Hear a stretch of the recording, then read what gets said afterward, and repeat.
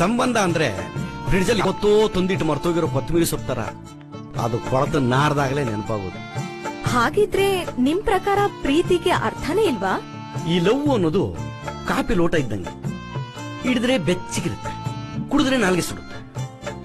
ಕುಡಿಯಕ್ ಆತರ ಪಡಬಾರ್ದು, ಹಿಡಿಯಕ್ ತಡನೂ ಮಾಡಬಾರ್ದು. 2 ಕಾಪಿ ತಗೊಂಡ್ಬರಲೇ ಆಯ್ತಣ್ಣ.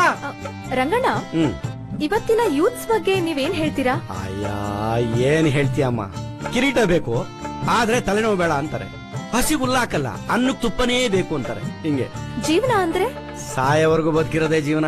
ದುಡಿಮೆ. ಭಗವಂತ ಎಲ್ಲಾರ್ಗೂ ಅನ್ನ ಕೊಟ್ಟವನ, ಆದ್ರೆ ಮನೆಯಲ್ಲ ದುಡಿದು ತಿನ್ಬೇಕು.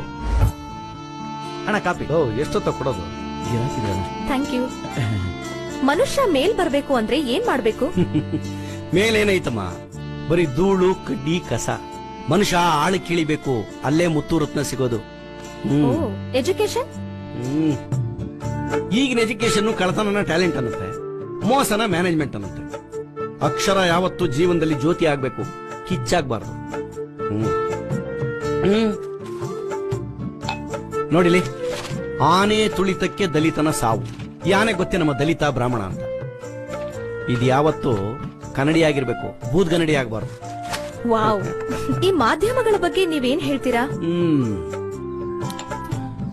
ಒಂದು ಹರಿತವಾದ ಚಾಕುನ ಏನೂ ತಿಳಿಯದ ಮಗುನ ಕೈನಲ್ಲಿ ಕೊಟ್ರೆ ಏನಾಗುತ್ತೆ? ಜವಾಬ್ದಾರಿ ಇರೋ ಕೈನಲ್ಲಿರ್ಬೇಕು. ದೊಡ್ಡ ಮನುಷ್ಯನಿಗೆ ಎಷ್ಟು ಇಂಪಾರ್ಟೆಂಟ್. ಅಲ್ಲಿ ನೋಡು, ಆ ಮಗು 1000 ರೂಪಾಯಿ ನೋಟ್ನ ಇಟ್ಕೊಂಡು ಹೆಂಗ ಆಟ ಆಡ್ತಿದೆ. ಅದ್ರ ಬೆಲೆ ಅದಕ್ಕೆ ಗೊತ್ತಿಲ್ಲ.